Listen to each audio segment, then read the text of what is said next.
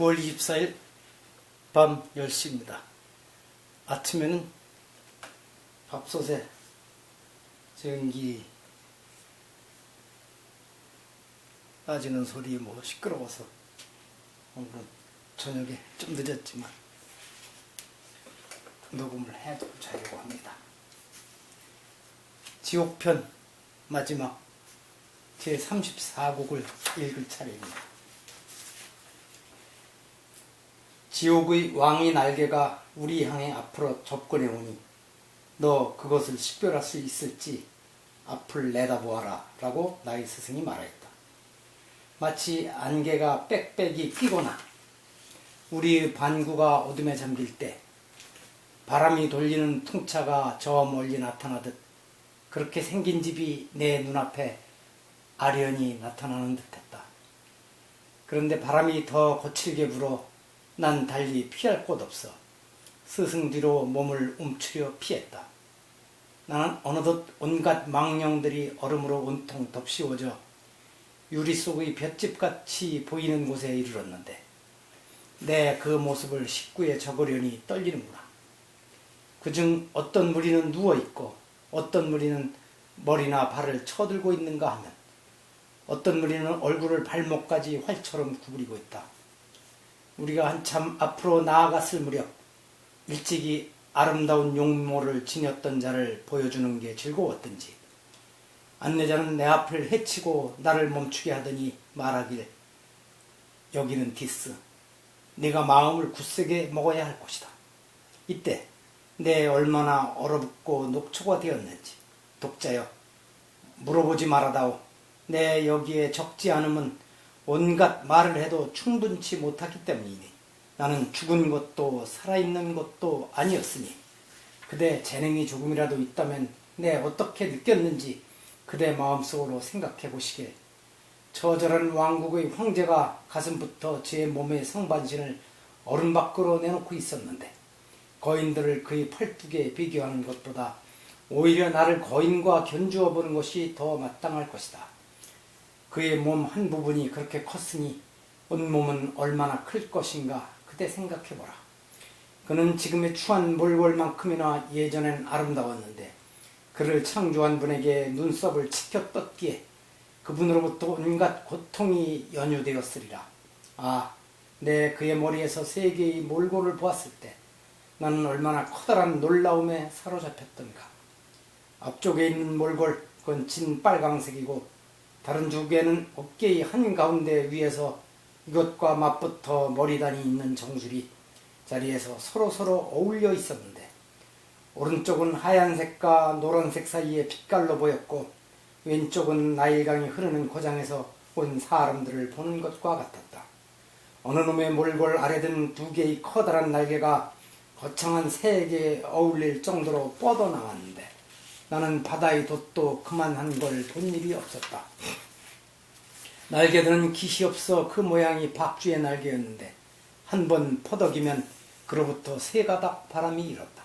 그리하여 코치토스 구석구석이 온통 얼어붙었다. 그는 6개의 눈으로 눈물을 흘리고 3개의 턱 위에 눈물과 피 맺힌 침이 고드름이 되어 걸려 있었다. 모든 나가리에선 이빨로 한 죄인을 가닥가닥 발기는 게 마치 삼을 찢는 듯하여 세 놈은 이러해서 괴로워 못 견디는 것이었다. 앞의 놈에겐 물어뜯기는 것이야 핥히는 것에 비하면 아무것도 아니었지만 때때로 등껍데기가 홀랑 벗겨진 채 남아있었다. 스승이 말하길 저기 저 위 가장 큰 벌을 받는 망령이 가룟 사람 유다이니 그의 대가리는 안으로 다리는 밖으로 나와 있었다.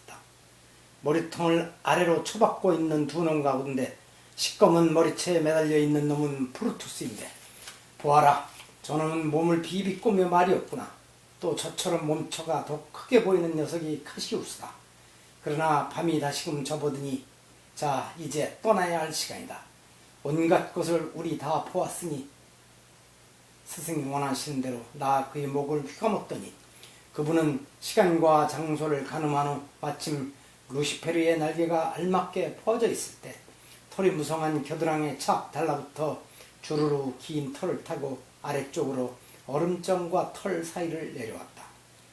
옆구리가 벌럭하니 나온 그 위 지점, 허벅다리가 구부러지는 데까지 우리가 이르렀을 때 안내자는 헐떡거리며 다리를 버티고 있던 그 자리로 머리를 숙이고 올라가려는 사람처럼 털을 움켜쥐었는데 꼭 지옥으로 되돌아가는 것으로 여겨졌다. 스승은 피로에 지친 사람처럼 헐떡이며 말하길 꽉 붙들라. 우리는 이 사닥다리로 무시무시한 악에서 빠져나가야만 할 테니. 그러고는 바위 틈 사이로 나가서 나를 맨 가장자리에 내려앉히고 이내 나에게로 잽싼 걸음걸이를 옮겼다. 나는 눈을 칫떴다. 그리고 내가 이전에 떠나왔을 때의 모습으로 루시페르가 있으리라 여겼는데 그는 다리를 축혀 올리고 있었다. 그리하여 내 만일에 얼떨떨해진 것이라면 내가 지나쳐온 지점이 어느 곳이었는지를 알지 못하는 우둔한 사람들로 하여금 상상케 하리라. 내 스승이 말하길 발로 딛고 일어나라. 갈 길은 아득하고 행로는 험난한데 해는 벌써 석점의 반에 이르렀구나. 우리가 있었던 그곳은 대궐의 넓다란 뜰이 아니라 바닥이 울퉁불퉁하고 빛은 희미한 천연의 동굴이었다.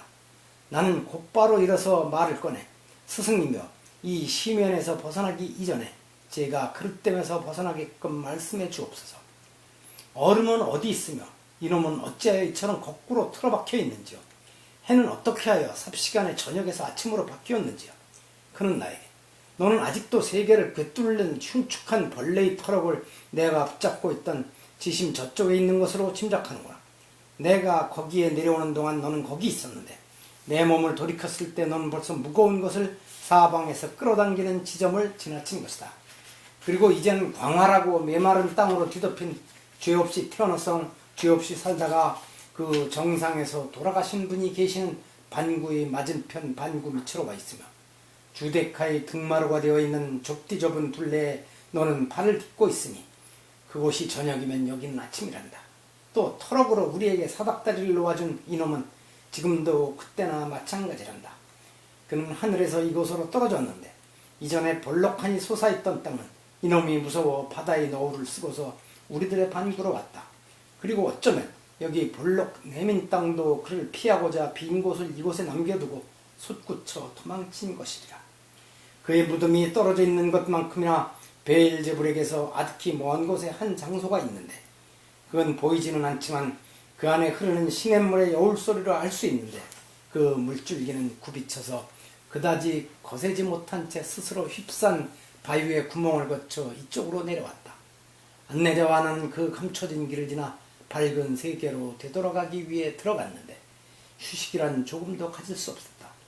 동그란 구멍으로 하늘이 옮겨가는 아름다운 것들을 볼 때까지 그가 먼저 나는 다음에 올라갔는데 그것에서 우리는 별들을 다시 보러 나왔다.